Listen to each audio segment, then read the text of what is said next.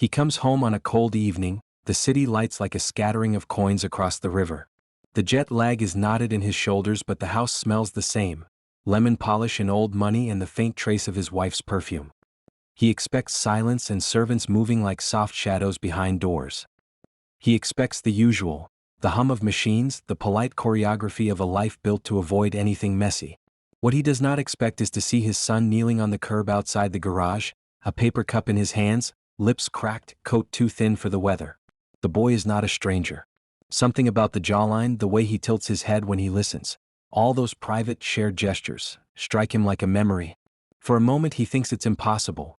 His son, the one who grew up in his lap, protected by bodyguards and boarding schools, now on the pavement asking for spare change. He drops his luggage and crosses the driveway in long, uneven strides. The valet glances up, startled, then looks away as if this is some small domestic emergency that will not concern him. People pass the son with clinical indifference. A dog sniffs at the cardboard sign, then moves on. The man bends and studies the face in the cold lamplight. The nose, the small scar on the upper lip from a childhood bicycle fall, a crescent-shaped mark on the inner wrist where he'd once carved a ship in wood when he was 7. He remembers how the boy used to whistle, terrible and proud, and how that whistling used to fill the house. He kneels down without thinking. The son looks up. For a beat neither says anything. The city noise becomes an ocean and he hears only that small human intake of breath, the way someone close registers shock. "You shouldn't be here," he says. The voice is softer than he expects. Not rebuke, not command. There is grief in it, a question folded into the syllables. "I shouldn't?" The boy laughs once, a sound like a splinter breaking. "You think this is where I belong? Where else would I go?" The man reaches out and touches the boy's cheek. It's rough with the salt and grit of a different life. He expects flinching, an apology, denial. Instead the boy presses into the hand like someone testing the solidity of a thing. "I'm not begging for myself," the boy says. He looks down at the paper cup, at the few coins inside that seem to mock his father's bank accounts. "I have to feed them." Feed who? The question is simple, but in his chest something heavy and old stirs. He had imagined many scenarios during his long flights and long meetings. Embezzlement, investments gone wrong, scandals that would require lawyers and denials. He had never imagined this. He follows the boy's gaze. Around the corner, under the shuttered alcove of a closed bakery, a small group of children huddle together under a threadbare tarp. Their faces are small moons in the dim light, eyes too old or too young for the world they're keeping. A toddler clings to a blanket that looks like it has been washed too many times. A teenage girl cradles a baby so carefully he seems more fragile than any fragile thing the man has ever known. There are bowls and a small rusted kettle. Someone has painted a faded sign on a piece of wood: "Community Kitchen." It hangs crooked from a single nail. He asks the question that starts most deals and ends most reconciliations: "Why didn't you tell me?" "You wouldn't have come," the boy answers. "Not really. You'd have sent money. You'd have set up a foundation, had meetings with consultants. They would have written a glossy report and put your name on a plaque. The kids would have been fed for 1 week, then forgotten because a new quarterly goal came up." He says the words without bitterness, almost with a tired honesty. "So I came. I wanted them to know someone who cares will actually sit and wash their plates." The man's first thought is anger. How dare he? How dare his child choose this life, throw away privilege, choose filth and hunger when he could have had anything? The second sharper shock is of guilt. He remembers the company meeting 2 months ago, the presentation with glossy renders and revenue projections. A new development, luxury apartments and retail, a modern complex that would bring money and tax incentives, and in the fine print, a sliver of the neighborhood where this kitchen now cooks every night. He remembers nodding at the end, shaking hands, celebrating the numbers. He remembers the community needing to be moved. They had been a challenge in a spreadsheet. The words settle between them like cold ash. The son follows the look on his face and nods, as if this has been the plan from the beginning. "It's your project site," he says. "They told us months ago they'd be clearing the alley.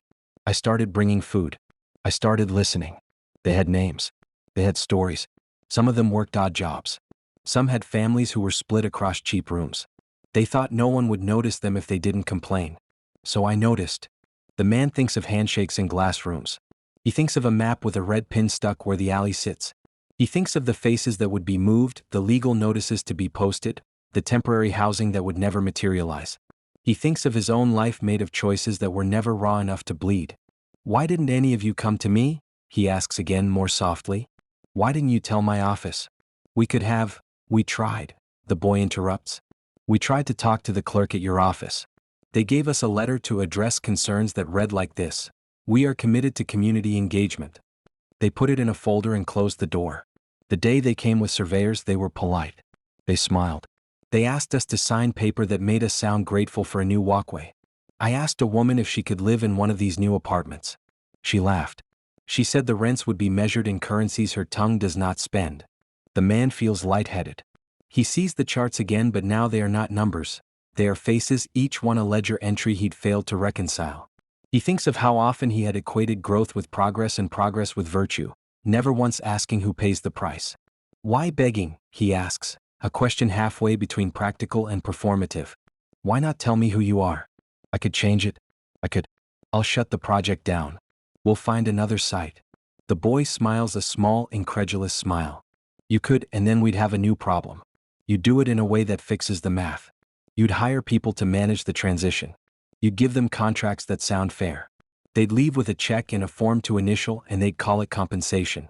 But the roofs they'll sleep under will be gone, the jobs will be gone, the neighbors pulled apart. You can't just undo a community by writing another check. He takes a breath and explains it simply, like a teacher who refuses to measure knowledge in applause.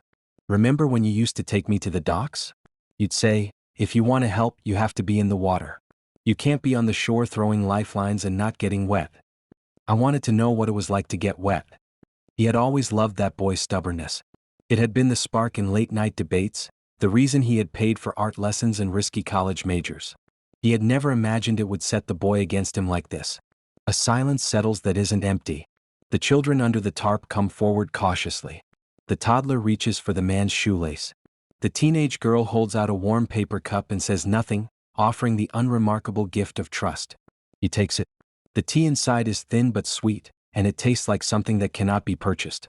The man sits on the curb beside his son, and for the first time in years he does not try to schedule the conversation, does not think about messaging his assistant or calling for a PR statement.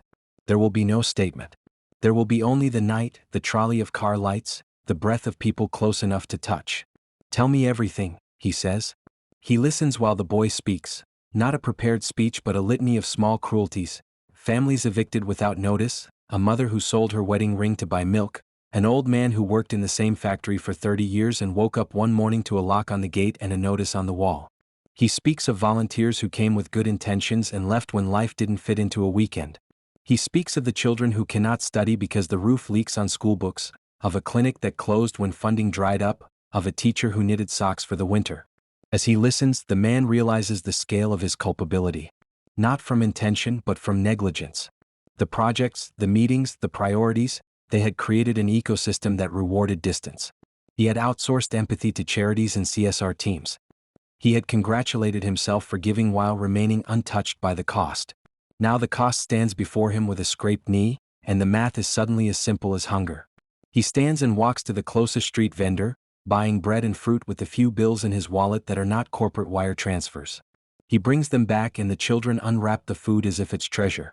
The way they share, the manner in which the oldest girl divides a loaf as if by ritual, teaches him something about abundance he has never learned in boardrooms. This will not be enough, he says, and the boy nods. It never is, the boy replies. They talk until his throat is raw. They whisper plans under the lamplight. He hears the resolve in the boy's voice and recognizes the same stubbornness that once defended a scraped knee. The plan is not a press release. It is messy and human. It starts with the land, a pause in the development, a meeting with community leaders, a commitment to build not just for profit but with people. It requires land trusts, affordable housing that remains affordable, jobs tied to the neighborhood, small grants for local entrepreneurs, a clinic that will not fold at the first fiscal quarter. It requires humility and checks on power. When he calls his chief of staff at midnight, there is no cool-headed corporate phrasing. There is only a man who has seen the faces of the people his company might displace. Bring me the contracts, he says. Cancel the surveyors. Find out who signed off. We'll do it differently. The days that follow are not easy. The board resists, the press smells a story, lawyers line up. There are explanations to be given, investor nerves to be calmed. But the man is no stranger to hard rooms. He remembers the sun on the curb and the way the toddler smiled when he handed over the bread. He remembers the whistling that once filled their home and decides that some things are more important than smooth returns. He begins by moving quietly. He arranges town hall meetings in the neighborhood. He opens the company's doors to community leaders and listens. He funds the clinic, but with an independent oversight council made up of residents. He signs documents to create a trust that will keep a portion of the development's units permanently affordable. He hires the teacher to head after-school programs. He meets the old man from the factory and offers him a job on the restoration crew, the work steady and the pay fair. The son watches him, mistrustful at first, then with the caution of someone who has learned that change is hard to trust. There are moments when he recoils, when he sees a PR team hovering, when cameras pull focus and someone says their names into microphones. There are arguments, sometimes loud and bitter, about motives and about how to measure success. One night, nearly a year later, they return to the same corner. The tarp is gone. The children sit at a table with proper bowls. The community kitchen has a painted mural, a hand reaching out to another hand, each finger a different color. The toddler is taller now and runs with a new freedom. The teenage girl studies at a donated desk. The man watches and feels something like relief and shame sitting next to each other in his chest. "You're still stubborn," he says. "So are you," the son replies, and there is warmth in it now that had been absent that night on the curb. The real discovery, the thing that had shocked him at first, was not that his son had been begging. It was that his son had the capacity to make him see, truly see, the world his decisions helped shape. The greater shock and the relief was that the thing he had believed money could fix, the world's inequities, would not be fixed by money alone. It would be fixed by people who would get wet without counting the cost, by systems that honored dignity, by parents who learned to listen to their children even when their children chose a path that frightened them. He had returned from a trip with a schedule full of meetings and the same old certainties. He came home to a street corner and a paper cup and a child who refused to let him stay comfortable. The change that followed was neither clean nor complete, but it was honest. The son did not move back into the house immediately. He continued to spend nights at the community kitchen, fixing stoves and teaching children how to read. Sometimes he would steal into the old house at dawn, take a shower, and write lists of things that needed doing. They argued about speeches and about how to handle donors. They told terrible jokes at breakfast. They cried once, both of them, in the way of people who had given up being right in order to be something better. At the center of it was a simple thing the man had forgotten: humility. It arrived messy and human, with dishes to wash and files to sign and apologies to make. It arrived with a paper cup warmed in two hands and the question that had always been there: what does it mean to be a father, to be rich, to be human? He had come home expecting to be waited upon and instead found himself waiting to be taught. He had come home a billionaire and left, that night, nothing but a man with two hands and a decision.